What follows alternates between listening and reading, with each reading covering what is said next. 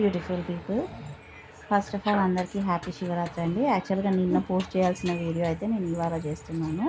So Shivaratri ఎందుకు జరుపుకుంటాము అని నాకు తెలిసిన స్టోరీ అయితే నేను మీకు చెప్తాను. మా ఇంట్లో వాళ్ళు నాకు ఏం చెప్పారంటే శివరాత్రి రోజునే ఒక విషయం అంటే ఒక రెండు విషయాలు అయితే నాకు తెలుసు.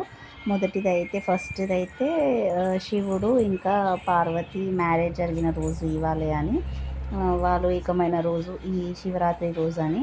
అండ్ ఇంకొకటొచ్చేసి ఈరోజు క్షీరసాగరాన్ని మదించే టైంలో అమృతం కోసమని వాళ్ళు చేస్తుంటే, ఆ టైంలో అమృతానికంటే ముందు హాలాహలం అంటే విషం వస్తుందంట.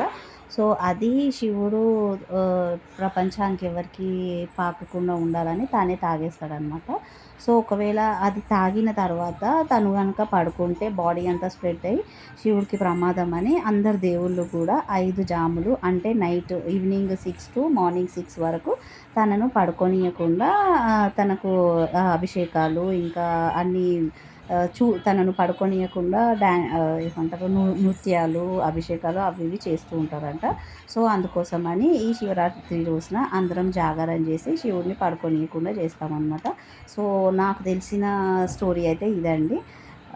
అలాగే మీరు ఎలా శివరాత్రి సెలబ్రేట్ చేసుకున్నారో చెప్పండి. మేమైతే మార్నింగ్ నుంచి ఈవినింగ్ వరకు ఫాస్టింగ్ ఉండి ఇంకా ఈవినింగ్ అయితే పంచగజ ఫలహారాలతో వదిలేసాము. అండ్ తర్వాత ఫ్రూట్స్ అన్నీ తినేసి ఇంకా నెక్స్ట్ డే మార్నింగ్ అయితే వంటలన్నీ వండేసి నైవేద్యం పెట్టి ఇంకా తినేస్తామన్నమాట. అయితే ఇక్కడ మాత్రం ఈ వంటలు చేయడంలో మాత్రం నేను ఎలాంటి పార్టిసిపేషన్ ఉండదండి.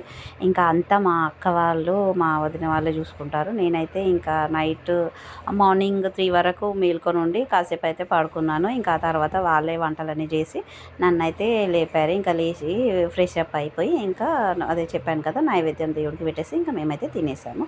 మా శివరాత్రి అయితే ఇలా జరిగింది. మీరు ఎలా సెలబ్రేట్ చేసుకున్నారో ఖచ్చితంగా కమెంట్ చేయండి. ఈ మధ్య కొద్దిగా హెల్త్ బాగాలేక ట్యాబ్లెట్స్ అయితే యూజ్ చేస్తున్నాను. సో అందుకని ఫేస్ అయితే కొద్దిగా ఉబ్బినట్టు కనిపిస్తుంది. నేనేం లావు కాలేదండి. మీరు ఎలా సెలబ్రేట్ చేసుకున్నారో తప్పకుండా కమెంట్ చేయండి.